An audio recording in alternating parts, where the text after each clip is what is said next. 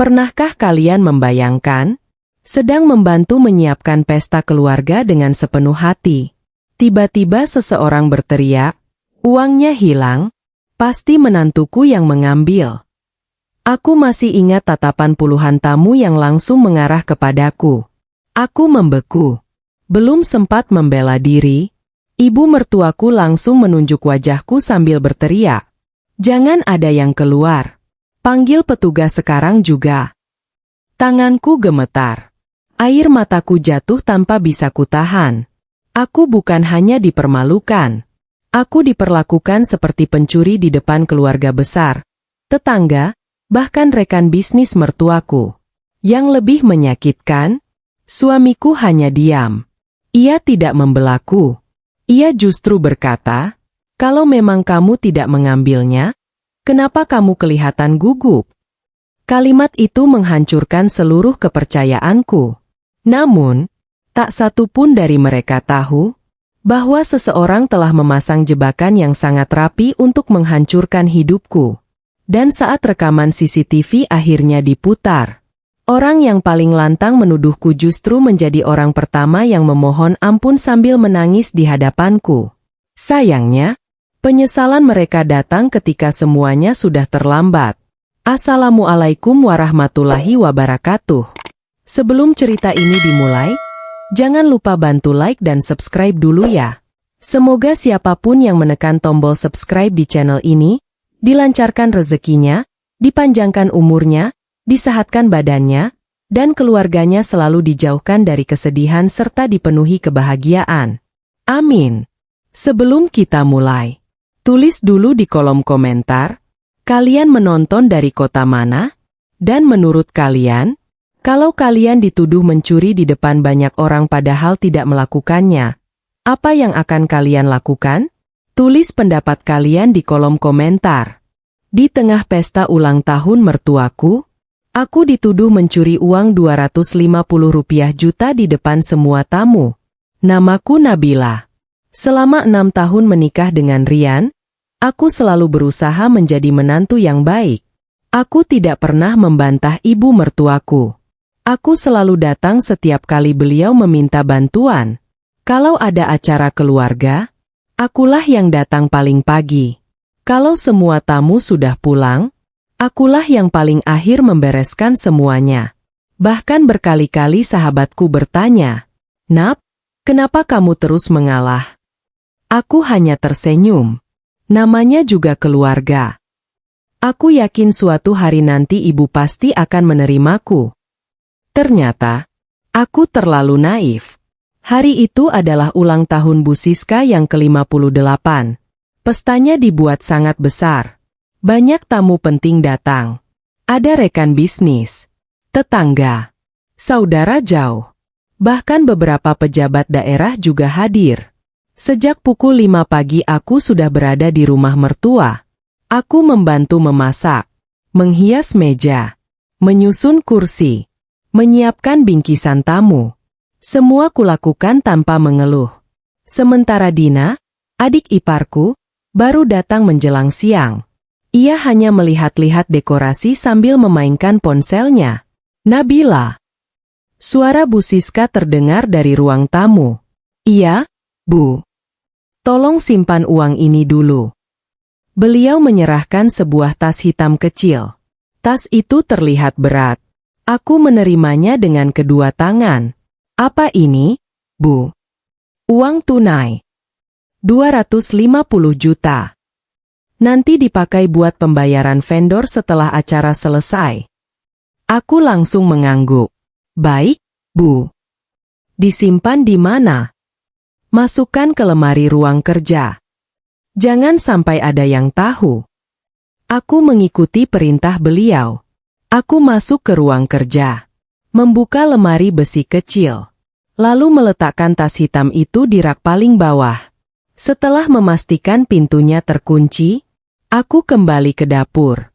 Saat itu, aku sama sekali tidak tahu bahwa beberapa jam kemudian, tas itu akan menjadi awal dari mimpi buruk dalam hidupku. Pesta dimulai tepat pukul 1 siang. Rumah penuh oleh tamu. Musik terdengar meriah, Semua orang tersenyum. Aku sibuk membantu para pelayan membagikan minuman. Sesekali aku ikut menyapa tamu yang datang. Walaupun lelah, aku tetap berusaha tersenyum. Aku ingin ulang tahun ibu mertuaku berjalan sempurna. Namun, sekitar pukul 3 sore, suasana tiba-tiba berubah. Dari arah ruang kerja terdengar suara Bu Siska berteriak sangat keras. Ya Allah! Semua tamu langsung menoleh. Aku yang sedang membawa nampan minuman spontan berlari. Ada apa, Bu? Bu Siska keluar dari ruang kerja dengan wajah pucat. Tangannya gemetar. Nabila, kamu tadi yang terakhir masuk ke ruang kerja, kan? Aku mengangguk bingung. Iya, Bu. Kenapa? Beliau langsung berteriak. Uangnya hilang. Dadaku langsung sesak. Uang 250 juta. Tas hitam yang tadi ibu titipkan. Aku membeku. Tidak mungkin, Bu. Tadi saya simpan sesuai perintah ibu. Bu Siska langsung menunjuk wajahku. Jangan bohong. Kamu satu-satunya orang yang pegang tas itu. Puluhan pasang mata langsung tertuju kepadaku. Tanganku mulai gemetar. Bu, saya tidak mengambilnya. Namun beliau sama sekali tidak mendengarkan. Rian datang tergesa-gesa. Ada apa? Bu Siska langsung memeluk anaknya sambil menangis. Rian, uang mama hilang. 250 juta rupiah. Rian langsung membelalak. Loh, kok bisa?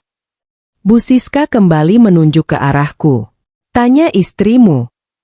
Dia yang terakhir menyimpan uang itu. Aku menatap suamiku dengan mata berkaca-kaca.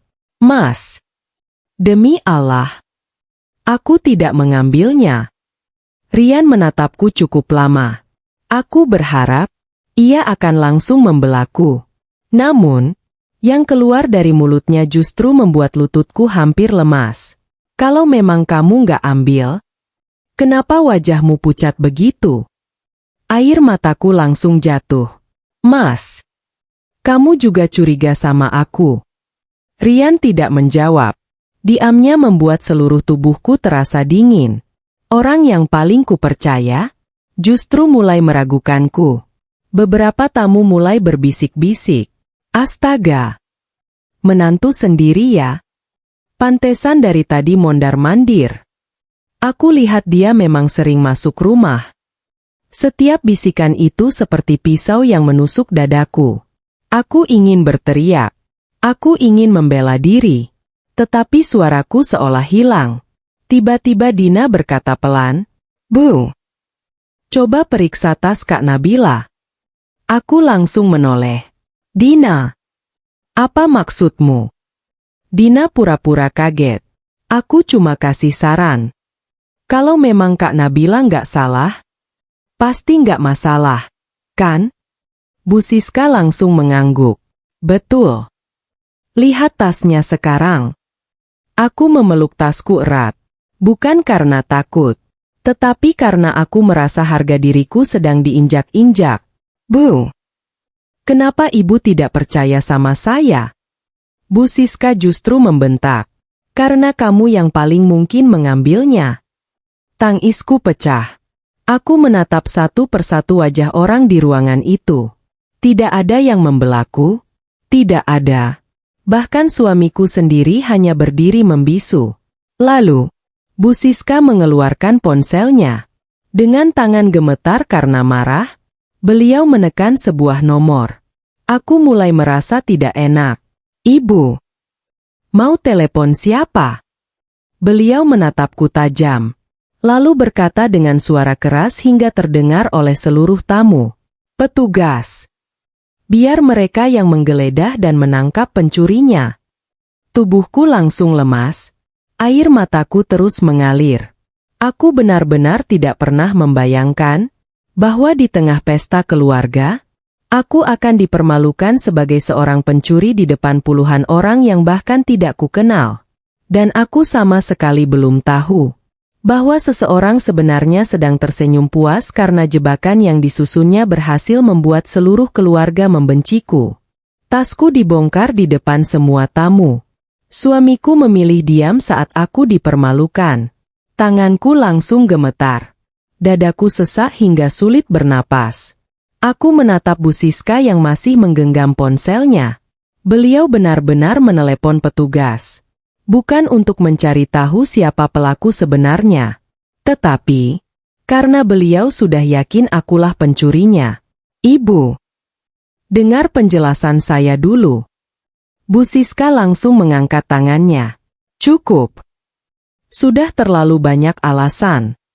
Aku sudah percaya sama kamu. Tapi ternyata kamu membalasnya begini. Air mataku jatuh semakin deras. Percaya? Kalau benar beliau percaya, beliau tidak mungkin mempermalukanku seperti ini. Beberapa tamu mulai mengelilingiku. Tatapan mereka membuatku semakin sesak. Ada yang berbisik, "Astaga! Berani juga ya? 250 juta rupiah bukan uang sedikit. Bisa jadi memang sudah direncanakan." Aku menggigit bibirku kuat-kuat. Aku ingin berteriak. Aku ingin mengatakan bahwa aku bukan pencuri. Tetapi setiap kali aku mencoba membuka mulut, suaraku seperti tertahan di tenggorokan. Tak lama kemudian, Dina melangkah mendekat. Wajahnya terlihat pura-pura prihatin. "Kak Nabila, kalau memang kakak nggak ambil, biar saja tas kakak diperiksa." Aku menatap wajah adik iparku itu. "Dina, kamu benar-benar percaya aku mencuri?" Dina mengangkat bahu. "Aku cuma ingin semuanya jelas." Jawabannya terdengar tenang. Tetapi entah kenapa, aku merasa ada sesuatu yang aneh dari sorot matanya. Seolah ia sedang menikmati semua yang terjadi. Bu Siska langsung menghampiriku. "Mana tasmu?" Aku memeluk tasku erat.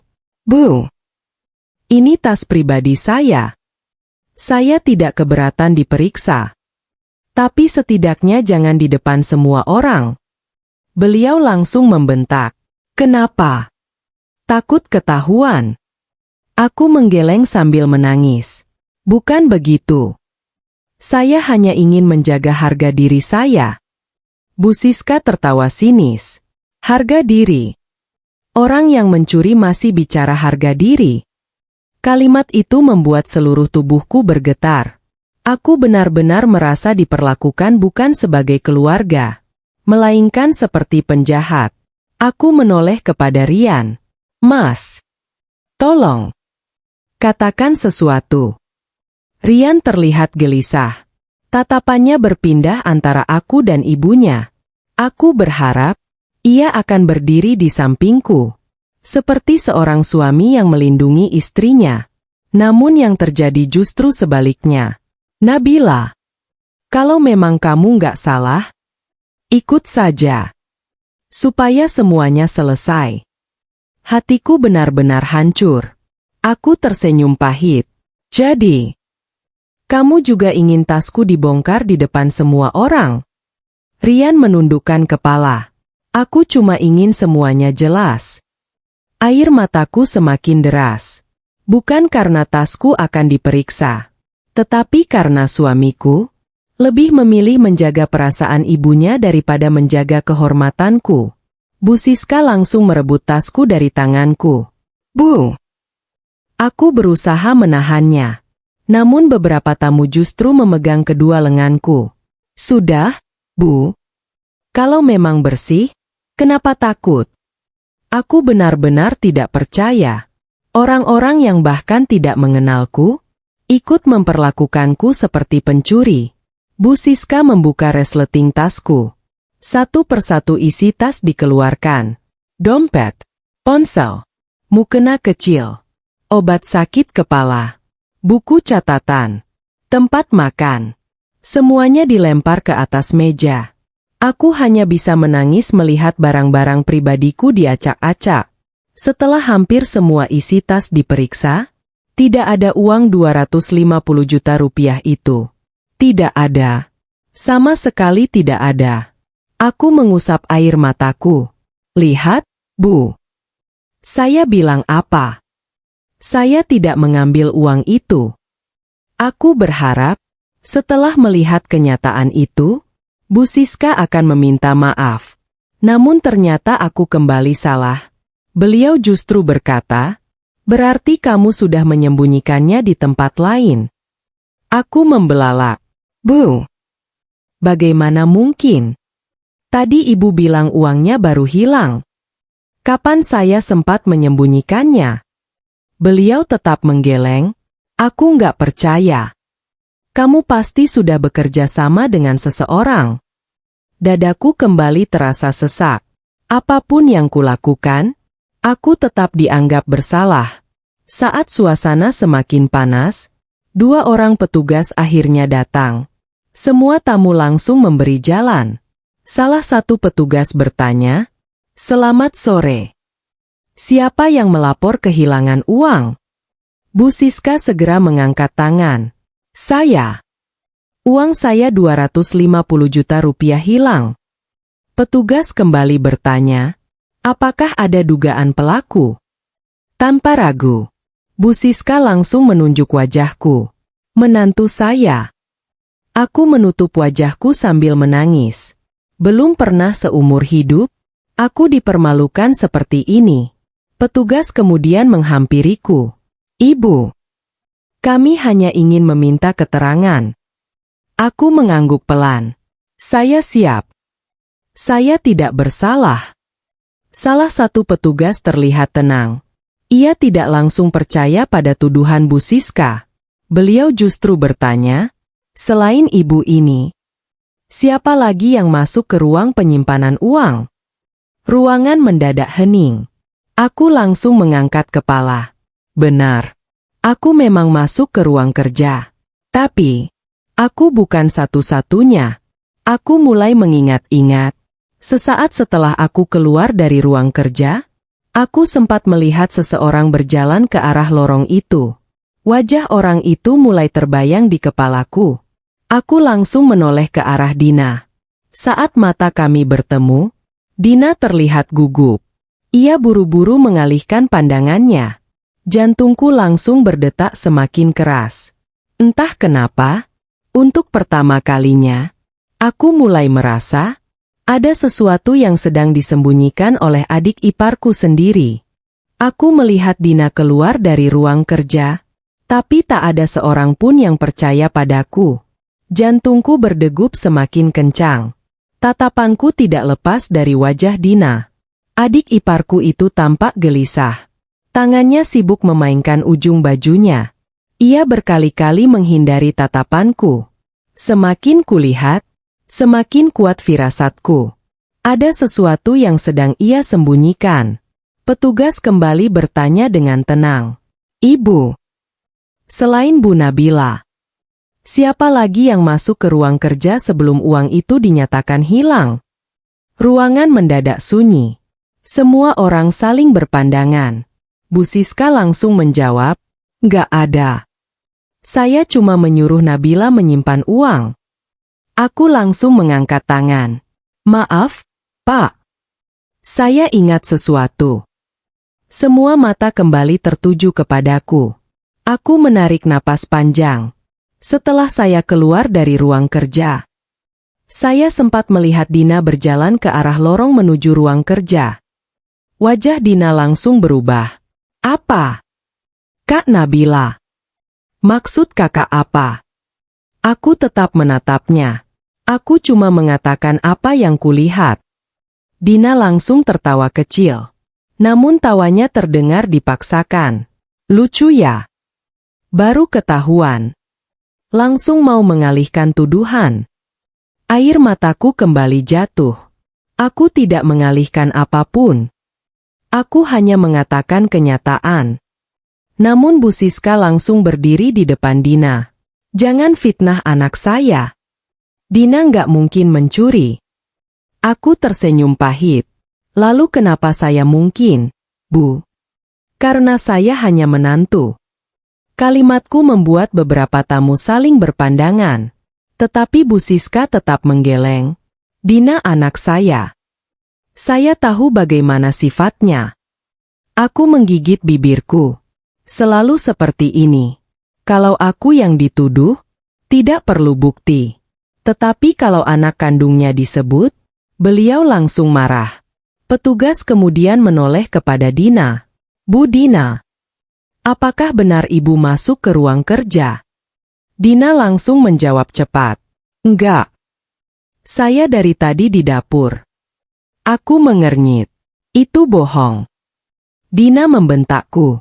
Kakak jangan asal bicara. Aku menatapnya tanpa berkedip. Dina, aku melihatmu sendiri.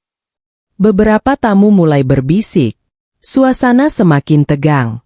Saat itulah, Pak Harun yang sejak tadi hanya diam akhirnya berbicara. Dina. Suara beliau pelan.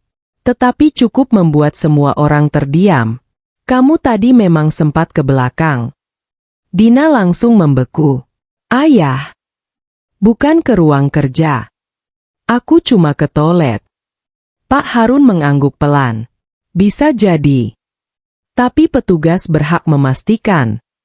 Untuk pertama kalinya, aku melihat ayah mertuaku tidak langsung membela anak kandungnya. Salah satu petugas kemudian berkata, kalau begitu, kami ingin melihat rekaman CCTV. Bu Siska langsung mengangguk. Iya. Biar jelas. Aku mengembuskan napas pelan. Dalam hati aku mulai berharap. Kalau memang CCTV merekam semuanya, namaku pasti akan bersih. Seorang petugas keamanan rumah segera membawa laptop. Rekaman mulai diputar. Semua tamu ikut mendekat. Aku bisa mendengar detak jantungku sendiri. Video menunjukkan aku membawa tas hitam menuju ruang kerja. Aku membuka lemari, menyimpan tas, lalu keluar. Nah, kan? Kamu memang masuk. Ucap Bu Siska. Aku mengangguk. Iya. Karena ibu sendiri yang menyuruh saya. Rekaman terus berjalan. Kami semua menunggu. Siapa yang masuk setelah aku? Namun, tiba-tiba layar berubah hitam. Semua orang langsung terkejut. Loh, kenapa mati? Petugas keamanan terlihat bingung. Pak, rekamannya hilang. Hanya 15 menit. Tepat setelah Bu Nabila keluar. Aku langsung membelalak. 15 menit. Petugas mengangguk. Setelah itu normal lagi. Aku mulai merasakan sesuatu yang sangat janggal. Kenapa justru bagian terpenting yang hilang? Petugas ikut mengernyit. Apakah sistem ini pernah rusak? Petugas keamanan menggeleng. Selama ini tidak pernah. Baru kali ini. Aku langsung berkata, Pak, berarti ada yang sengaja menghapus rekaman. Bu Siska langsung membalas dengan sinis. Atau, kamu sendiri yang menghapusnya. Aku benar-benar tidak sanggup lagi. Bu, sampai kapan ibu akan terus menyalahkan saya? Tangisku pecah. Apa salah saya sebenarnya? Saya sudah mengurus rumah ini. Saya membantu pesta ini. Saya bahkan belum sempat makan sejak pagi. Tapi kenapa?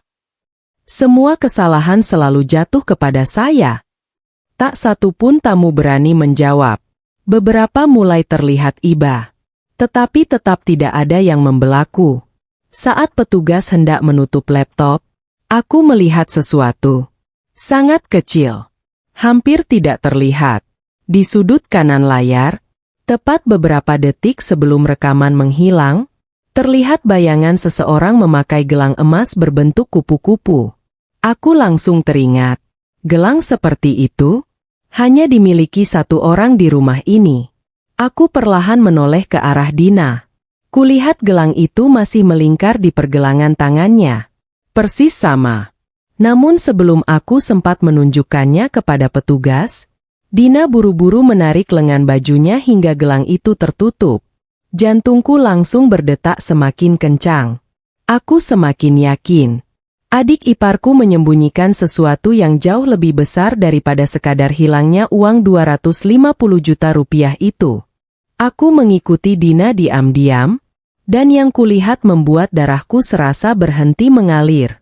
Aku tidak bisa mengalihkan pandanganku dari gelang emas berbentuk kupu-kupu yang melingkar di pergelangan tangan Dina. Gelang itu persis seperti bayangan yang sempat terekam di CCTV beberapa detik sebelum rekamannya hilang. Saat mata kami bertemu, Dina buru-buru menurunkan lengan bajunya hingga gelang itu tertutup. Gerakannya sangat cepat, terlalu cepat, seolah ia takut seseorang melihatnya. Saat itulah, aku mulai yakin, ada sesuatu yang sedang disembunyikan adik iparku. Petugas akhirnya menyelesaikan pemeriksaan awal. Kami belum bisa menetapkan siapa pelakunya. Tapi kami akan membawa rekaman CCTV untuk diperiksa lebih lanjut.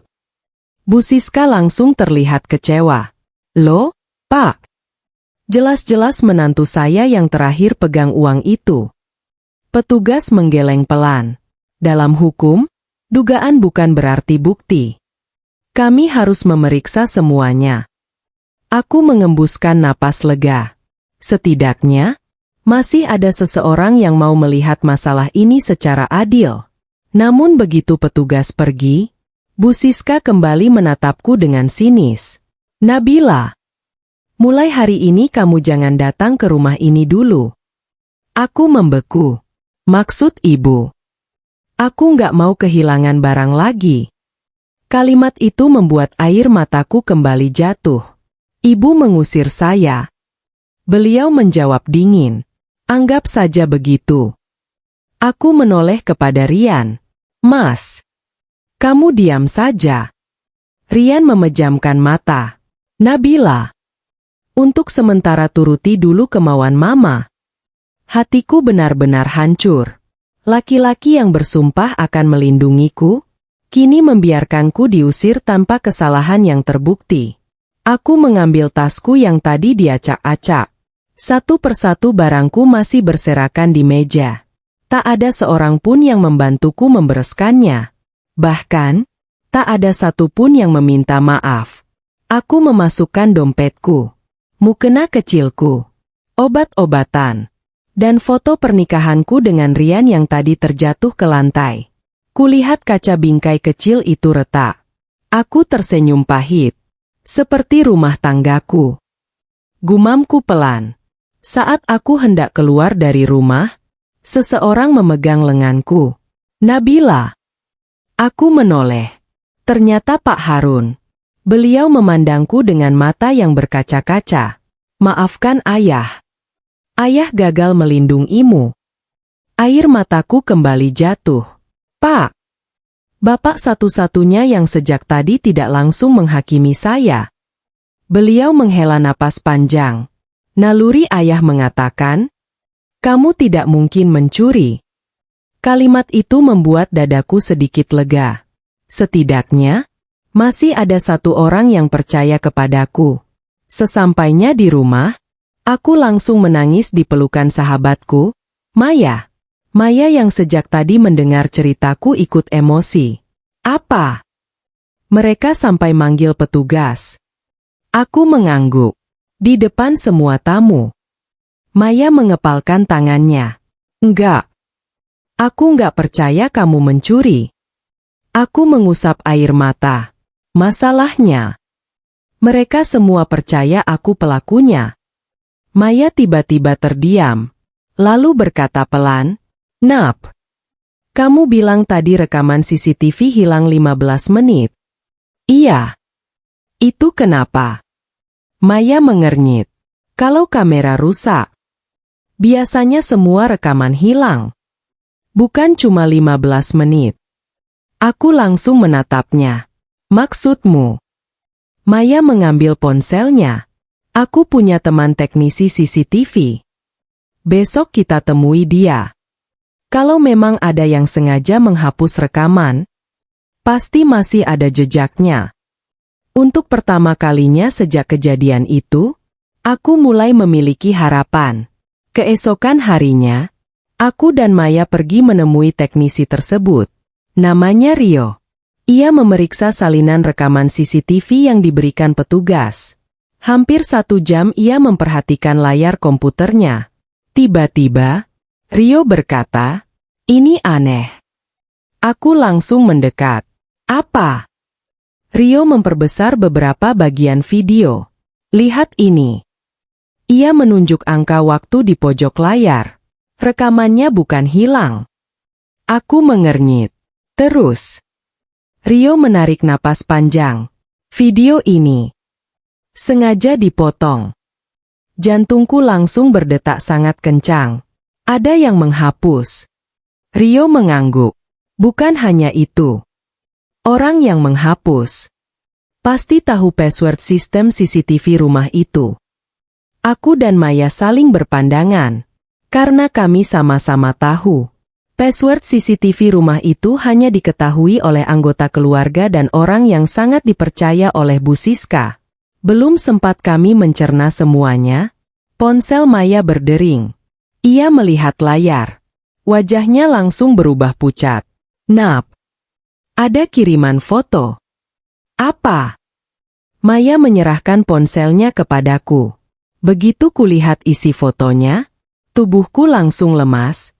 Di dalam foto itu, terlihat tas hitam berisi uang 250 juta rupiah sedang berada di bagasi sebuah mobil berwarna putih. Dan yang membuatku membeku, di sudut foto terlihat jelas, gelang kupu-kupu emas milik Dina.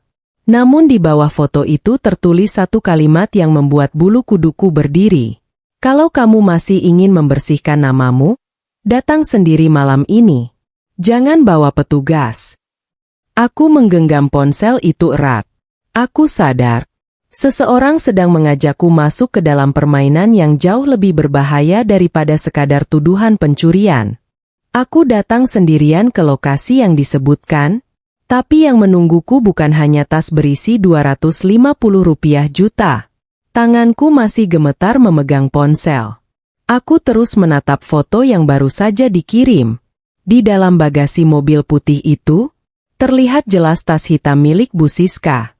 Tas yang berisi uang 250 juta rupiah. Dan di sudut foto, aku kembali melihat gelang emas berbentuk kupu-kupu.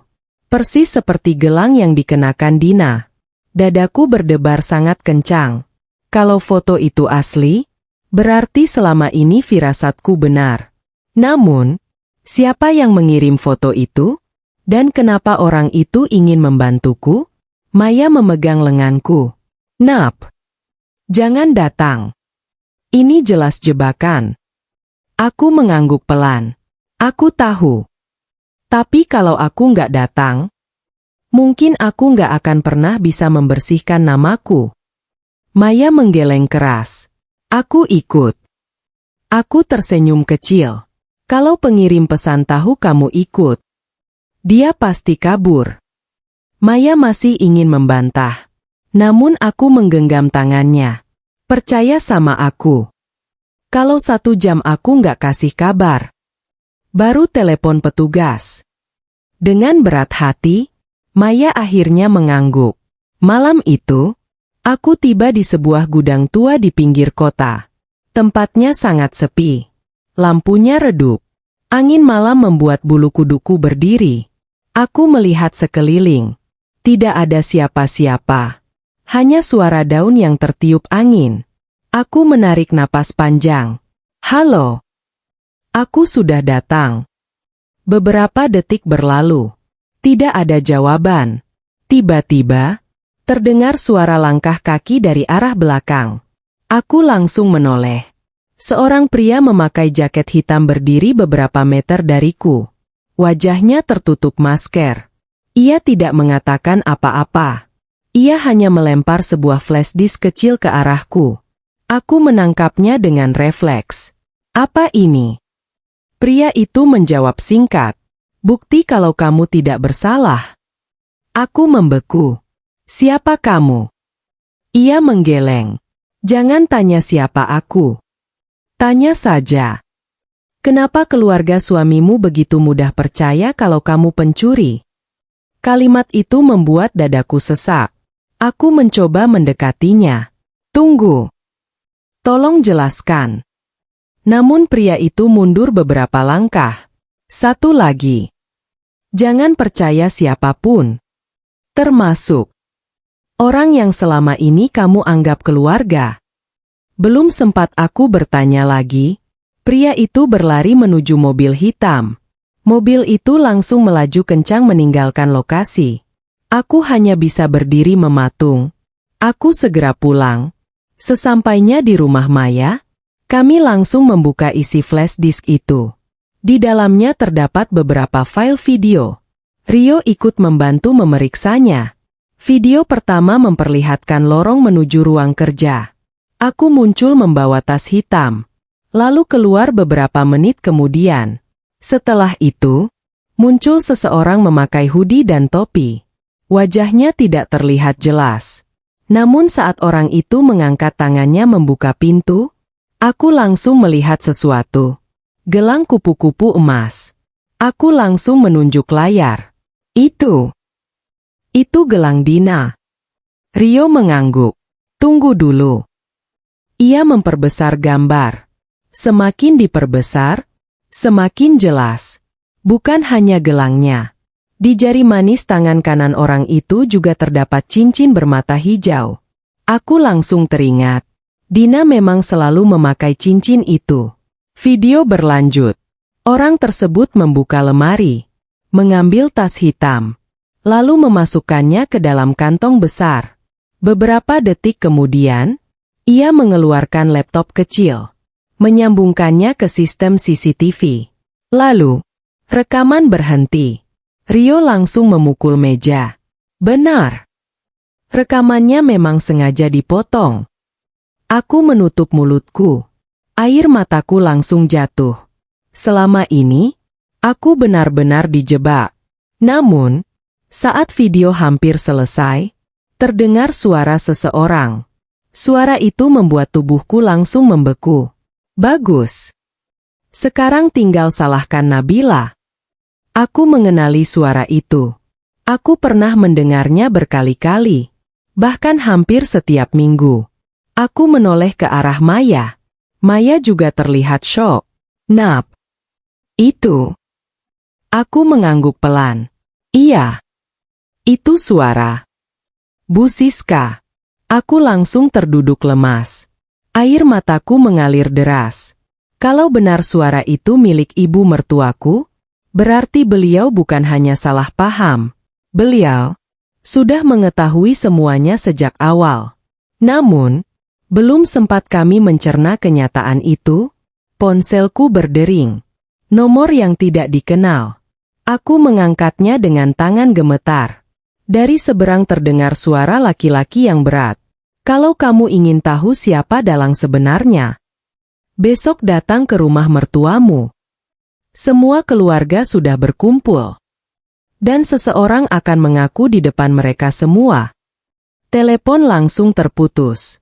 Aku menggenggam ponselku erat. Besok, mungkin akan menjadi hari yang menentukan. Hari ketika kebenaran mulai terbuka, dan orang yang paling keras menuduhku harus mempertanggungjawabkan semua perbuatannya. Seluruh keluarga dikumpulkan, tapi pengakuan yang terjadi membuat ibu mertuaku hampir pingsan. Aku tidak bisa memejamkan mata semalaman. Ucapan laki-laki misterius itu terus terngiang di kepalaku. Besok datang ke rumah mertuamu. Seseorang akan mengaku di depan semua keluarga. Aku memandangi flash disk yang ada di tanganku. Di dalam benda kecil itu, ada bukti yang selama ini kucari. Bukti bahwa aku tidak pernah mencuri uang 250 juta rupiah. Namun, yang paling mengganggu pikiranku bukanlah rekaman itu, melainkan suara Bu Siska yang terdengar jelas di akhir video. Apa benar, ibu mertuaku mengetahui semua rencana itu?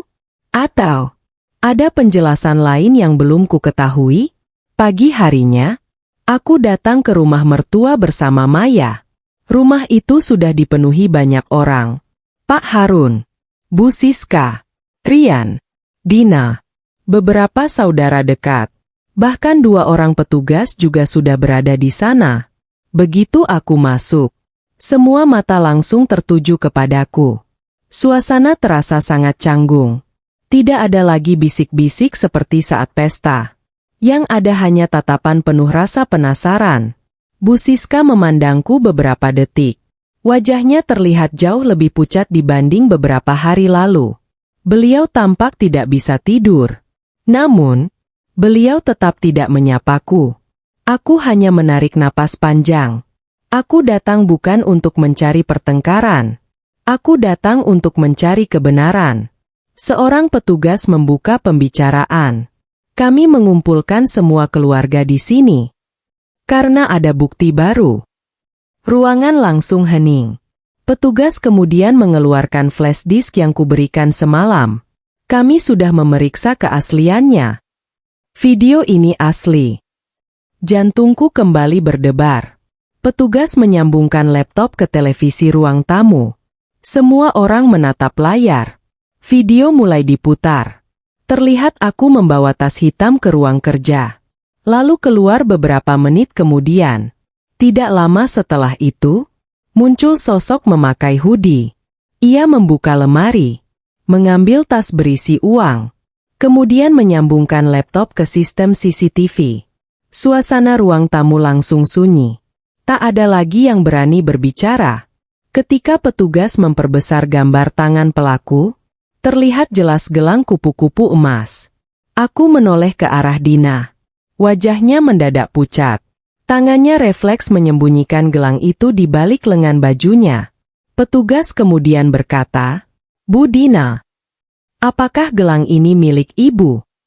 Dina langsung menggeleng. "Bukan." Petugas tersenyum tipis. "Sayangnya, kami sudah menyita gelang yang ibu sembunyikan tadi pagi." Beliau mengeluarkan kantong plastik bening. Di dalamnya terdapat gelang emas berbentuk kupu-kupu.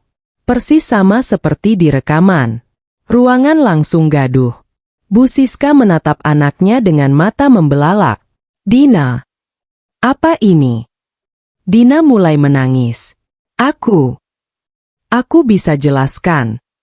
Namun sebelum Dina sempat berbicara, petugas memutar bagian akhir video. Terdengar suara seorang perempuan. "Bagus. Sekarang tinggal salahkan Nabila." Semua orang langsung menoleh ke arah Bu Siska. Beliau langsung menggeleng panik. "Bukan. Itu bukan maksud saya." Aku menggenggam tanganku erat. Air mataku hampir jatuh lagi. Petugas kemudian menghentikan video. "Bu Siska, kami sudah melakukan pemeriksaan suara. Ternyata, itu memang suara ibu." Bu Siska langsung terduduk lemas. Beliau menangis sejadi-jadinya. "Nabila, dengar ibu dulu." Aku memandangnya tanpa berkata apa-apa. Bu Siska mengusap air matanya. "Waktu itu, aku memang berkata seperti itu. Tapi, bukan karena aku menyuruh Dina mencuri." Semua orang langsung terdiam. Beliau melanjutkan dengan suara bergetar. "Waktu Dina bilang, yang mengambil uang adalah kamu, aku langsung percaya." Dalam keadaan panik, aku berkata, "Kalau memang Nabila pelakunya, salahkan saja dia." Beliau menutup wajahnya. "Aku tidak tahu. Ternyata Dina benar-benar mencuri uang itu." Aku hanya terdiam. Hatiku campur aduk. Aku kecewa. Namun aku juga melihat penyesalan yang begitu besar di wajah ibu mertuaku. Semua mata kini beralih kepada Dina. Pak Harun berdiri perlahan. Tangannya gemetar. "Dina, jawab ayah. Kamu yang mengambil uang itu." Air mata Dina mengalir deras. Ia masih diam. Pak Harun mengulang pertanyaannya dengan suara yang lebih berat. "Dina AA." Tangis Dina akhirnya pecah. "Iya. Aku yang mengambilnya." Ruangan mendadak sunyi. Bu Siska langsung menangis histeris. "Ya Allah. Kenapa, Nak?" Dina berlutut di lantai. "Aku terlilit utang. Aku pinjam uang dari aplikasi pinjaman online. Bunganya terus bertambah. Aku takut. Aku bingung. Akhirnya, aku mengambil uang itu. Aku memejamkan mata. Ternyata, semua penderitaan yang kualami, semua penghinaan, semua air mata, berawal dari keputusan adik iparku sendiri. Namun, belum selesai pengakuan Dina. Ia kembali berkata dengan suara lirih. Tapi, aku tidak sendirian. Semua orang langsung membeku. Petugas segera menatapnya. Maksudmu? Dina mengangkat wajahnya yang dipenuhi air mata. Lalu menunjuk sebuah foto yang ada di meja. Ada seseorang yang menyuruhku. Dan orang itu masih menjadi tamu di rumah ini. Jantungku langsung berdetak sangat kencang. Aku perlahan menoleh ke arah para tamu yang sejak tadi duduk diam. Kalau pengakuan Dina benar, berarti pelaku sebenarnya belum sepenuhnya terungkap. Dan orang yang mengatur semua jebakan terhadapku masih berada di dalam rumah itu. Tamu yang paling dihormati itu ternyata dalangnya. Aku langsung gemetar saat Dina menunjuk wajahnya. Suasana ruang tamu berubah menjadi mencekam. Tak ada lagi suara tangisan. Tak ada lagi bisik-bisik. Semua orang hanya menatap Dina yang masih berlutut di lantai. Tangannya gemetar. Wajahnya basah oleh air mata. Kalimat terakhirnya membuat seluruh ruangan membeku. Aku tidak sendirian. Ada seseorang yang menyuruhku. Dadaku kembali berdegup keras. Aku menggenggam tangan Maya yang berdiri di sampingku. Entah kenapa, aku merasa pengkhianatan yang lebih besar akan segera terungkap. Salah satu petugas melangkah mendekati Dina. Dina, kalau memang ada orang lain, sebutkan namanya. Dina menundukkan kepala. Tangisnya semakin keras. Aku takut. Petugas menjawab tegas. Kalau kamu jujur, itu akan menjadi pertimbangan. Tapi kalau kamu terus menyembunyikan pelaku lain, kamu justru memperberat masalahmu sendiri. Dina memejamkan mata, lalu perlahan mengangkat tangannya. Jari telunjuknya mengarah ke sudut ruang tamu. Semua orang spontan menoleh ke arah yang sama. Aku ikut memalingkan wajah. Dan tubuhku langsung membeku.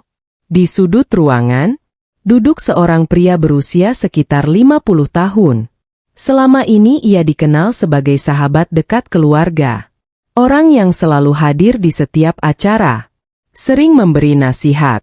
Dan sangat dihormati oleh Bu Siska. Dia adalah Pak Surya. Bu Siska langsung berdiri.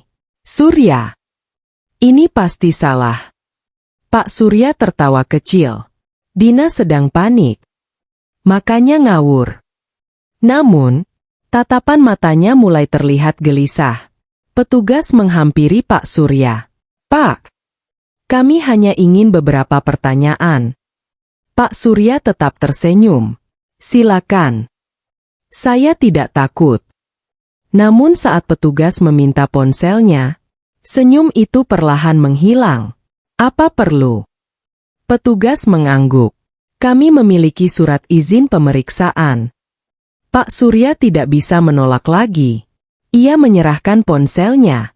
Beberapa menit kemudian, seorang petugas membuka riwayat percakapan. Lalu wajahnya berubah serius.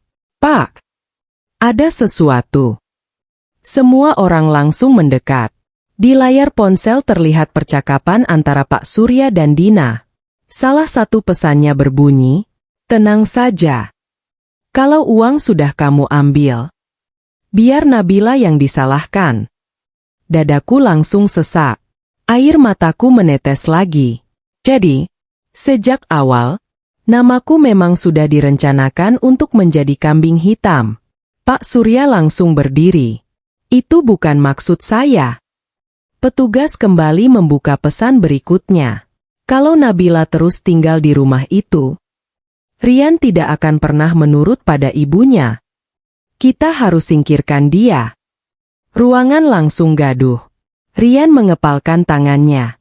Apa salah istriku sama bapak? Pak Surya mulai kehilangan ketenangannya. Kalian tidak mengerti. Pak Harun langsung membentak. Jelaskan.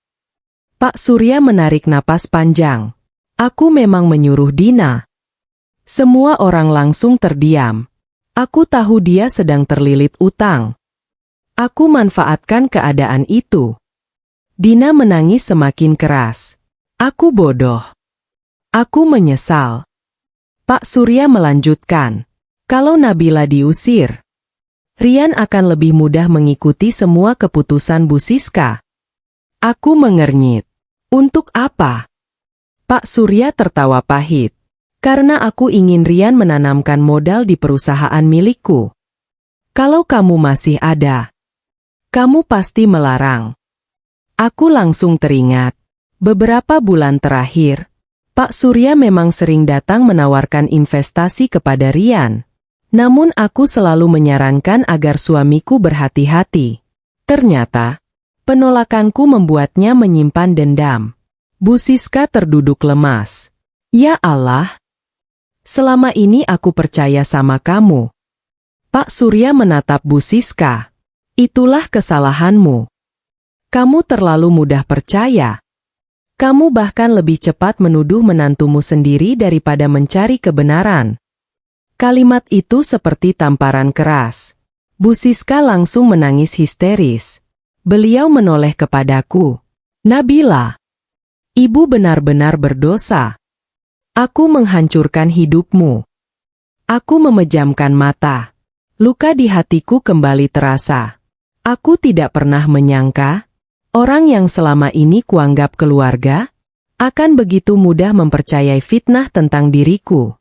Petugas segera memborgol Pak Surya. Saat digiring keluar rumah, ia menoleh ke arahku. Nabila, kamu menang hari ini. Tapi ingat, fitnah selalu lebih mudah dipercaya daripada kejujuran. Aku menatapnya dengan tenang. Boleh jadi. Tapi pada akhirnya, kebenaran selalu menemukan jalannya. Pak Surya hanya tertunduk. Ia dibawa pergi oleh petugas. Sementara di dalam rumah, Bu Siska dan Rian sama-sama menangis. Namun bagiku, permintaan maaf mereka belum mampu menghapus luka yang telah mereka tinggalkan. Dan mereka belum tahu. Aku sudah mengambil satu keputusan besar yang akan mengubah hidup kami semua selamanya. Di depan semua orang, aku membuat keputusan yang menghancurkan hati suamiku. Rumah itu kembali sunyi. Setelah Pak Surya dibawa pergi oleh petugas, tak ada lagi suara yang terdengar selain isak tangis. Bu Siska masih terduduk di lantai. Tangannya menutupi wajah. Tubuhnya bergetar hebat. Beliau menangis seperti kehilangan sesuatu yang sangat berharga. Dan memang, hari itu beliau kehilangan kepercayaan dari semua orang. Aku berdiri beberapa langkah dari mereka. Tidak ada rasa puas. Tidak ada rasa menang. Yang ada hanya rasa lelah. Lelah karena selama beberapa hari terakhir, aku diperlakukan seperti penjahat. Namaku dihancurkan. Harga diriku diinjak. Bahkan suamiku sendiri tidak pernah benar-benar berdiri di sampingku. Rian perlahan berjalan mendekat. Matanya merah karena terus menangis. Nabila. Suaranya serak. Aku minta maaf. Aku menatapnya tanpa mengucapkan sepatah kata pun. Ia kembali berkata, aku gagal menjadi suami. Aku lebih memilih percaya pada tuduhan daripada percaya pada perempuan yang sudah 6 tahun hidup bersamaku. Air mataku mulai menggenang. Kalimat itu memang ingin ku dengar. Tetapi, kalimat itu datang terlalu terlambat. Rian tiba-tiba berlutut di hadapanku. Semua orang yang berada di ruang tamu langsung terkejut. Nabila, aku mohon. Kasih aku satu kesempatan lagi. Aku janji. Aku akan melindungimu. Aku nggak akan pernah membiarkan siapapun menyakitimu lagi. Tangisnya semakin keras. Aku sadar sekarang. Istri yang paling setia justru perempuan yang selama ini aku sakiti. Aku menundukkan kepala. Hatiku terasa sesak. Aku masih mencintainya. Tetapi, kepercayaanku sudah hancur berkeping-keping. Bu Siska ikut menghampiriku. Beliau berlutut di samping anaknya. Nabila, ibu tidak pantas meminta maaf. Tapi kalau kamu mau menghukum ibu, lakukanlah. Asal jangan tinggalkan keluarga ini. Aku memejamkan mata. Ibu, selama ini saya hanya ingin dipercaya. Bukan dipuja. Bukan diperlakukan istimewa. Saya hanya ingin dianggap sebagai keluarga. Tangis Bu Siska semakin pecah. Ibu tahu. Ibu baru sadar setelah hampir kehilanganmu. Pak Harun berdiri. Beliau menatapku dengan penuh rasa iba. Nabila, ayah tidak akan memaksamu. Keputusan ada di tanganmu. Karena yang paling terluka adalah kamu. Aku mengangguk pelan. Kemudian menarik napas panjang. Semua orang menunggu jawabanku. Aku memandang Rian. Mas, aku sudah memaafkanmu. Wajah Rian langsung berbinar. Namun, aku melanjutkan kalimatku. Tapi, aku belum bisa kembali. Senyum di wajahnya langsung menghilang. Apa maksudmu? Aku mengusap air mata. Selama beberapa hari ini, aku belajar satu hal. Kepercayaan yang hancur tidak bisa diperbaiki hanya dengan kata maaf. Aku butuh waktu. Bukan 1 minggu. Bukan 1 bulan. Mungkin jauh lebih lama. Rian langsung menangis. Aku akan menunggu. Selama apapun. Aku tersenyum tipis. Itu keputusanmu. Tapi aku juga berhak memilih jalan hidupku. Aku kemudian mengeluarkan cincin pernikahanku. Ruangan langsung hening. Perlahan, aku meletakkan cincin itu di atas meja. Nabila. Suara Rian bergetar. Kamu mau apa? Aku menjawab dengan tenang. Aku ingin pulang ke rumah orang tuaku. Aku ingin menenangkan hatiku. Aku ingin mengembalikan harga diriku yang hilang. Bu Siska langsung menangis histeris. Nadia, jangan. Beliau bahkan sampai salah menyebut namaku karena terlalu panik. Aku memegang tangan beliau. Ibu, saya tidak pergi karena benci. Saya pergi karena saya ingin menyembuhkan luka saya. Aku mengambil koper yang sudah kusiapkan sejak tadi pagi. Tidak banyak barang yang kubawa, hanya pakaian, beberapa dokumen, dan foto kedua orang tuaku. Saat aku melangkah menuju pintu, Rian mengejar. Nabila.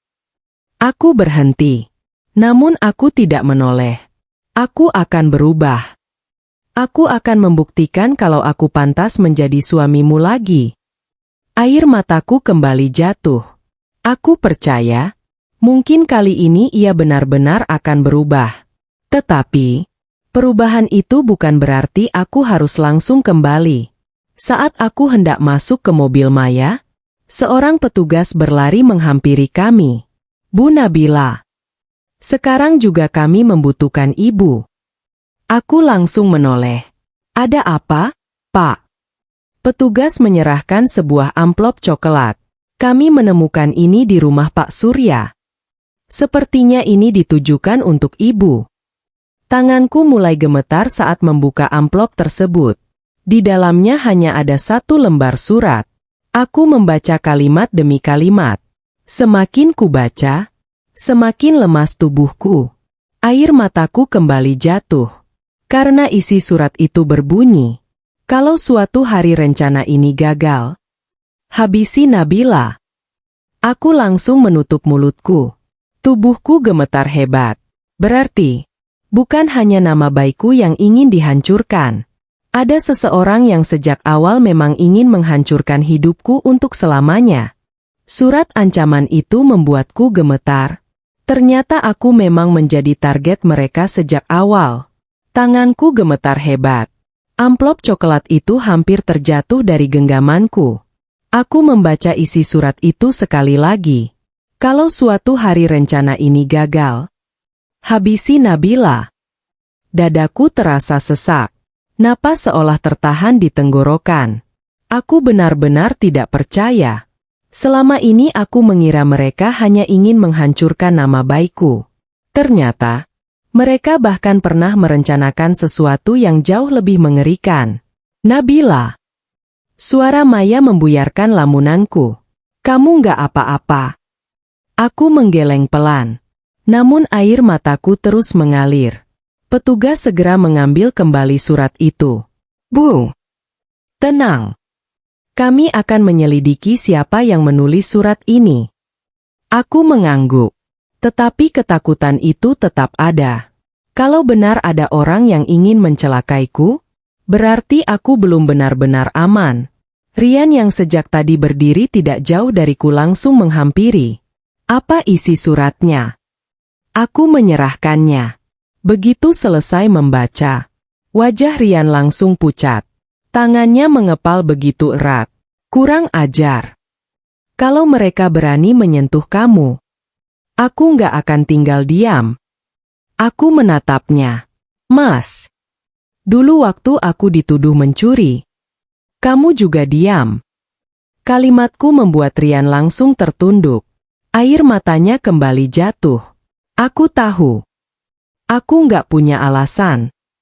Aku hanya bisa menyesal. Bu Siska ikut membaca surat itu. Beliau langsung menangis histeris. Ya Allah, apa dosamu sampai mereka tega seperti ini? Aku hanya tersenyum pahit. Dulu ibu juga bertanya, kenapa saya pucat kalau memang tidak mencuri? Dulu ibu juga orang pertama yang memanggil petugas. Kalau waktu itu saya langsung dipenjara, mungkin surat ini tidak akan pernah ditemukan. Bu Siska langsung berlutut. Nabila, jangan ingatkan ibu lagi. Ibu benar-benar malu. Aku tidak menjawab. Karena luka itu masih terlalu segar. Beberapa hari kemudian, petugas kembali memanggil kami. Kami sudah memeriksa sidik jari di surat itu. Aku duduk dengan jantung berdebar. Penyidik membuka map hasil pemeriksaan. Hasilnya cukup mengejutkan. Semua orang menunggu. Sidik jari Pak Surya memang ada. Tapi, sidik jari yang paling banyak justru milik orang lain. Aku langsung mengangkat kepala. Siapa, Pak? Penyidik menarik napas panjang. Orang itu adalah sekretaris pribadi Pak Surya. Namanya Yuni. Aku mengernyit. Nama itu terasa asing. Aku belum pernah mendengarnya. Penyidik melanjutkan. Setelah kami tangkap, Yuni mengaku dialah yang menulis surat ancaman itu. Tapi, ia mengaku hanya menjalankan perintah. Dadaku kembali berdebar. Perintah siapa? Ruangan mendadak hening. Penyidik menjawab, Pak Surya. Aku mengembuskan napas panjang. Akhirnya, semua mulai jelas. Namun, masih ada satu pertanyaan yang mengganjal pikiranku. Aku menatap penyidik. Pak, kalau memang tujuan mereka uang, kenapa mereka sampai ingin mencelakai saya? Penyidik membuka sebuah berkas. Karena menurut pengakuan Pak Surya, ibu adalah satu-satunya orang yang selalu menolak investasi bodong yang ia tawarkan. Kalau ibu tetap berada di keluarga itu, Rian tidak akan pernah menyerahkan uang perusahaan kepadanya. Aku memejamkan mata. Ternyata, semua ini memang berawal dari keserakahan. Saat kami hendak pulang, penyidik tersenyum kepadaku. Bu Nabila, saya sudah bertugas belasan tahun, tapi jarang melihat orang sekuat ibu.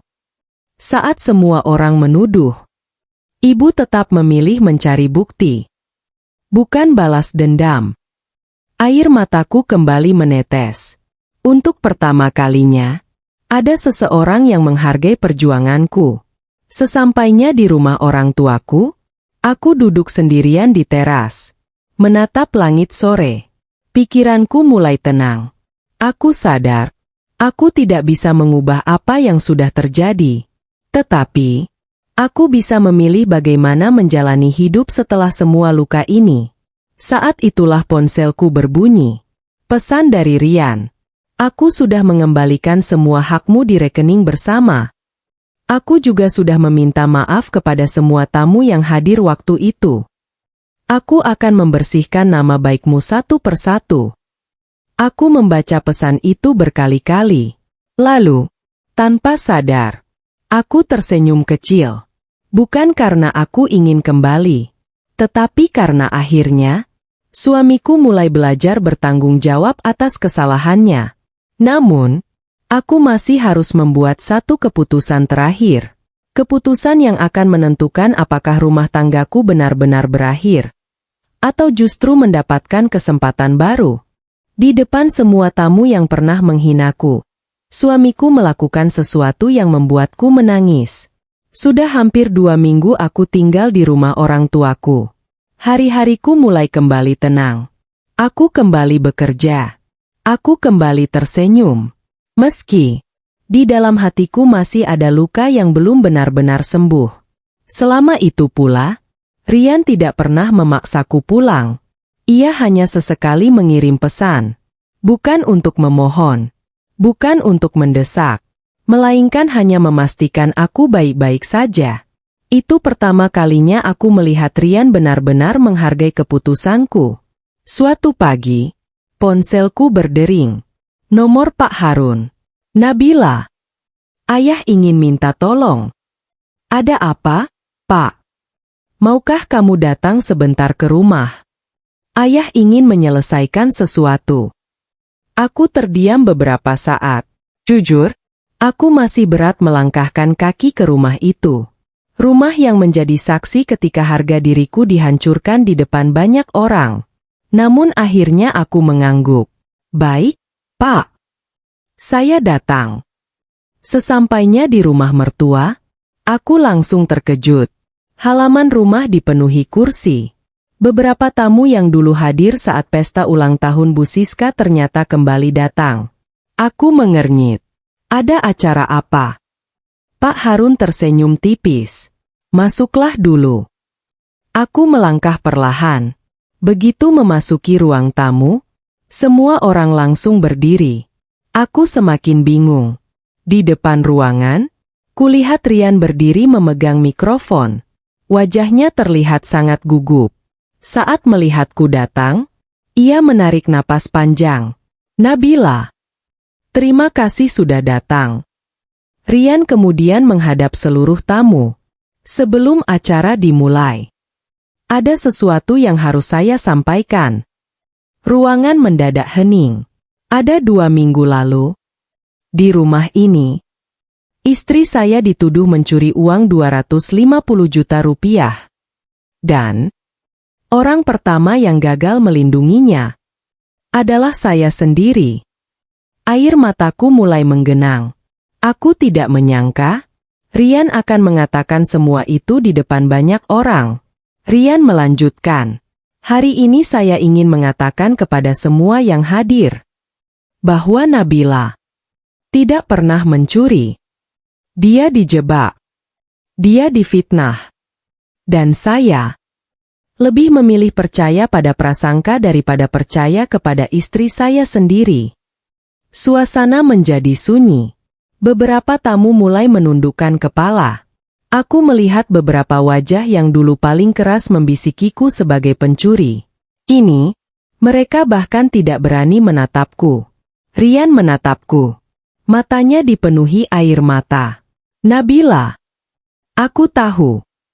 Permintaan maafku tidak akan menghapus semua luka. Tapi aku ingin seluruh orang yang dulu meragukanmu mendengar langsung bahwa kamulah korban dalam semua kejadian itu. Ia kemudian membungkukkan badannya kepadaku. Di depan semua orang. Aku minta maaf. Tangisku langsung pecah. Aku tidak pernah meminta penghormatan seperti ini. Aku hanya ingin namaku dibersihkan. Dan hari itu, Rian melakukannya. Tak lama kemudian, Bu Siska ikut maju. Beliau membawa sebuah map. Nabila, ini sertifikat rumah yang dulu sempat menjadi sumber masalah. Ibu sudah membuat surat. Kalau suatu hari nanti ayah dan ibu sudah tidak ada, kamu tetap memiliki hak yang sama seperti anak kandung. Aku langsung terkejut. Bu, saya tidak pernah menginginkan harta. Bu Siska mengangguk sambil menangis. Ibu tahu. Justru karena kamu tidak pernah menginginkannya. Ibu sadar selama ini ibu salah menilai kamu. Beliau memelukku erat. Untuk pertama kalinya, aku merasakan pelukan yang benar-benar tulus darinya. Setelah acara selesai, para tamu satu persatu menghampiriku. Mereka meminta maaf. Ada yang mengaku ikut menyebarkan gosip. Ada yang mengaku langsung percaya tanpa mencari tahu kebenarannya. Aku menerima semua permintaan maaf itu. Bukan karena aku lupa, tetapi karena aku tidak ingin terus hidup dalam kebencian. Saat matahari mulai terbenam, aku dan Rian duduk di teras rumah. Suasana begitu tenang. Nabila. Iya. Apa masih ada harapan untuk kita? Aku tersenyum kecil. Aku belum tahu. Hatiku masih butuh waktu. Rian mengangguk. Aku akan menunggu. Selama apapun. Aku tidak menjawab. Karena saat itu, aku memang belum memiliki jawaban. Ketika aku hendak pulang, Pak Harun menyerahkan sebuah amplop kepadaku. Nabila. Ini ditemukan petugas di brankas Pak Surya. Apa ini, Pak? Buka saja nanti. Aku membawa amplop itu pulang. Sesampainya di rumah, aku membukanya perlahan. Di dalamnya terdapat sebuah surat tulisan tangan. Di bagian bawah surat itu terdapat tanda tangan seseorang yang sangat kukenal. Tanganku langsung gemetar. Air mataku kembali jatuh. Karena surat itu ternyata ditulis oleh almarhum ayah kandung Rian. Dan isi surat tersebut akan mengubah seluruh masa depan rumah tanggaku. Surat terakhir dari almarhum ayah mertuaku membuat satu keluarga menangis. Dan aku akhirnya membuat keputusan besar. Tanganku masih gemetar memegang amplop berwarna coklat itu. Aku duduk sendirian di ruang tamu rumah orang tuaku. Jam sudah menunjukkan pukul 9 malam. Suasana begitu sunyi. Aku perlahan membuka amplop tersebut. Di dalamnya hanya ada selembar surat yang sudah mulai menguning karena usia. Di bagian bawah, terlihat tanda tangan yang sangat kukenal. Pak Harun. Aku sempat mengernyit. Kenapa ayah menyebut ini surat dari almarhum? Ternyata, surat itu memang ditulis bertahun-tahun lalu oleh ayah kandung Rian sebelum beliau meninggal dunia. Pak Harun hanya menyimpannya sebagai pesan keluarga yang belum pernah dibuka. Aku mulai membaca. Untuk anakku Rian. Kalau suatu hari ayah sudah tidak ada, ingatlah satu hal. Jangan pernah mengukur seseorang dari fitnah yang didengar, tapi dari kebaikan yang sudah ia lakukan selama bertahun-tahun. Air mataku langsung menetes. Aku melanjutkan membaca. Kalau kelak kamu menikah, lindungilah istrimu. Karena ketika seorang perempuan meninggalkan rumah orang tuanya, ia menitipkan seluruh hidupnya kepadamu. Tangisku pecah. Kalimat itu terasa begitu dalam. Aku membayangkan, andai saja surat ini dibaca Rian jauh sebelum semua musibah itu terjadi. Mungkin, aku tidak akan pernah dipermalukan di depan banyak orang. Keesokan paginya, aku datang kembali ke rumah mertua. Aku ingin menyerahkan surat itu kepada Rian. Saat aku tiba, kulihat Bu Siska sedang menyiram bunga di halaman. Beliau langsung menghentikan kegiatannya. Nabila, kamu datang. Aku mengangguk sambil tersenyum tipis. Saya ingin bertemu Rian. Beliau langsung memanggil anaknya. Tak lama kemudian, Rian keluar dari dalam rumah. Begitu melihatku, matanya langsung berbinar. Namun ia tetap menjaga jarak. Ia tidak lagi memaksaku, tidak lagi memohon. Ia hanya berkata pelan, "Terima kasih sudah datang." Aku menyerahkan amplop itu. "Mas, bacalah." Rian menerimanya dengan bingung. "Apa ini?" "Pesan dari ayah." Rian langsung membuka surat itu. Semakin lama ia membaca, semakin deras air matanya. Tangannya terus bergetar. Beberapa kali ia berhenti karena tidak sanggup melanjutkan. Saat selesai membaca, Rian langsung menangis. Ia memeluk surat itu erat-erat. "Ayah, aku gagal. Aku gagal menjaga istriku. Aku gagal menjadi laki-laki yang ayah harapkan." Tangisnya memenuhi ruang tamu. Pak Harun ikut menundukkan kepala. Bu Siska kembali menangis. Aku hanya berdiri diam. Hatiku ikut terasa sesak. Rian kemudian berjalan menghampiriku. Namun kali ini, ia tidak berlutut. Ia tidak memohon. Ia hanya berkata, "Nabila, aku tidak akan memintamu kembali. Aku hanya ingin berterima kasih. Karena meski aku menyakitimu, kamu tetap memilih mencari kebenaran, bukan membalas dendam." Aku tersenyum kecil. "Mas, dendam hanya akan melahirkan luka baru." Rian mengangguk pelan. "Aku mengerti sekarang." Bu Siska menghampiriku sambil membawa sebuah album foto. "Nabila, ibu ingin menunjukkan sesuatu." Aku membuka album itu. Di halaman pertama, ada foto saat pertama kali aku datang ke rumah itu sebagai pengantin baru. Aku tersenyum malu di samping Rian. Bu Siska berkata lirih, "Sebenarnya, sejak hari pertama, ibu sudah menyayangimu. Aku hanya terlalu keras kepala. Aku selalu merasa tidak ada perempuan yang cukup baik untuk anakku." Beliau kembali menangis. "Ternyata, perempuan terbaik itu justru kamu." Air mataku kembali mengalir. Ucapan itu adalah sesuatu yang selama bertahun-tahun ingin kudengar. Aku menatap mereka satu persatu. Kemudian menarik napas panjang. "Ayah, Ibu, Mas Rian, saya sudah memikirkan semuanya." Ruangan langsung sunyi. Semua menunggu jawabanku. Aku tersenyum dengan tenang. "Saya memaafkan kalian. Tapi, saya ingin kita memulai semuanya dari awal. Bukan sebagai suami istri yang pura-pura tidak pernah terluka, melainkan sebagai dua orang yang sama-sama belajar memperbaiki diri." Rian menatapku dengan mata berkaca-kaca. "Maksudmu?" Aku mengangguk pelan. "Aku belum siap kembali sekarang. Tapi, aku juga belum ingin mengakhiri semuanya. Aku ingin kita sama-sama membuktikan bahwa kepercayaan bisa dibangun lagi." Harapan kembali terlihat di wajah Rian. Namun kali ini, harapan itu bukan hadiah, melainkan sesuatu yang harus ia perjuangkan. Saat suasana mulai tenang, ponsel Pak Harun tiba-tiba berbunyi. Beliau mengangkatnya. Beberapa detik kemudian, beliau tersenyum lega. Petugas menelepon. Mereka bilang, seluruh uang 250 juta rupiah berhasil ditemukan utuh. Ruangan langsung dipenuhi rasa syukur. Namun, bagiku, ada satu hal yang jauh lebih berharga daripada uang itu, yaitu kembalinya nama baik dan harga diriku yang sempat dihancurkan oleh fitnah.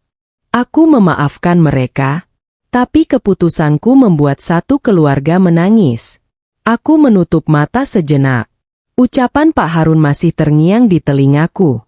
Seluruh uang 250 juta rupiah berhasil ditemukan utuh. Ruangan langsung dipenuhi ucapan syukur.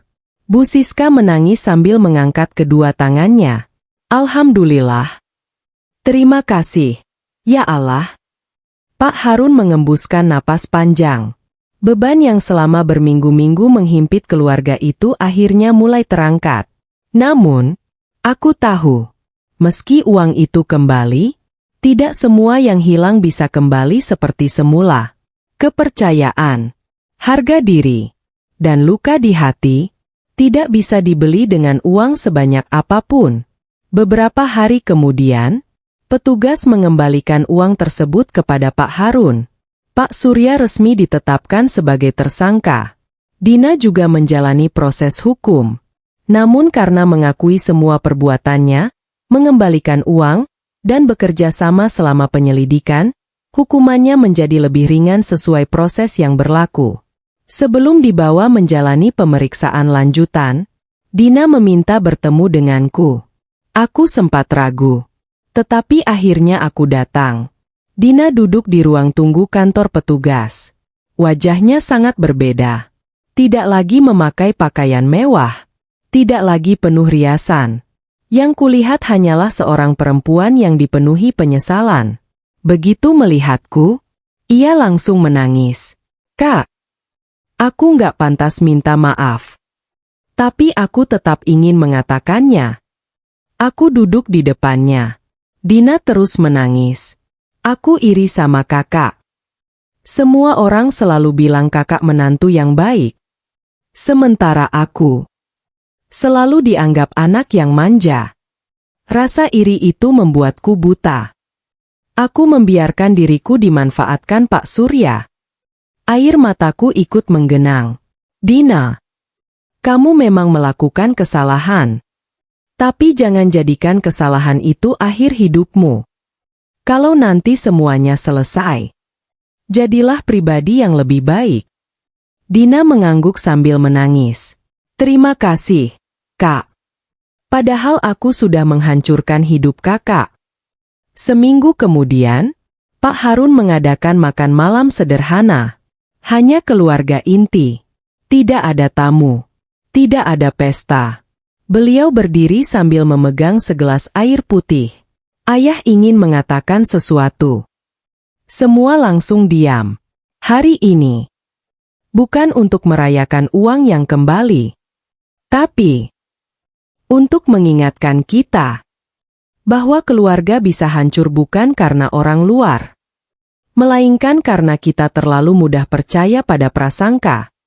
Bu Siska kembali menangis. Beliau menggenggam tanganku. "Nabila, Ibu berjanji, selama Ibu hidup, Ibu tidak akan pernah menghakimi seseorang tanpa bukti lagi."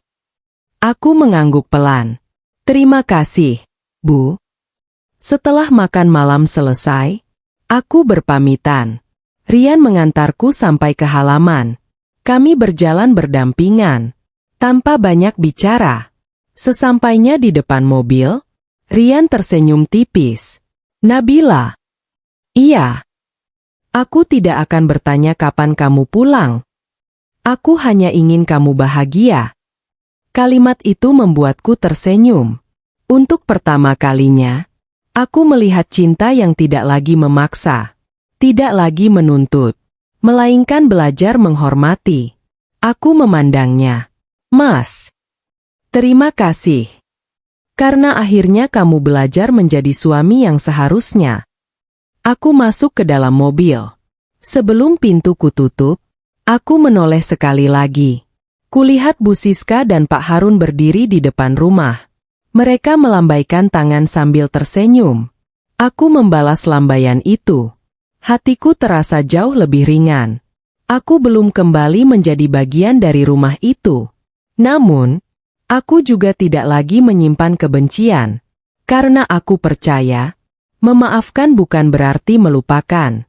Memaafkan adalah memilih berhenti membawa luka ke masa depan. Beberapa bulan kemudian, aku dan Rian mulai menjalani konseling pernikahan. Kami belajar berbicara dengan jujur. Belajar saling mendengar. Belajar membangun kembali kepercayaan yang pernah hancur. Perjalanannya tidak mudah. Tetapi untuk pertama kalinya, kami berjalan berdampingan. Bukan karena terpaksa, melainkan karena sama-sama ingin menjadi pribadi yang lebih baik. Aku tidak tahu bagaimana akhir perjalanan kami kelak. Namun satu hal yang pasti, Aku tidak lagi menjadi perempuan yang takut membela dirinya sendiri. Fitnah pernah menghancurkan nama baikku. Pengkhianatan pernah menghancurkan hatiku. Tetapi semua itu tidak berhasil menghancurkan diriku. Karena aku memilih bangkit. Aku memilih memaafkan. Dan yang paling penting, aku memilih menghargai diriku sendiri.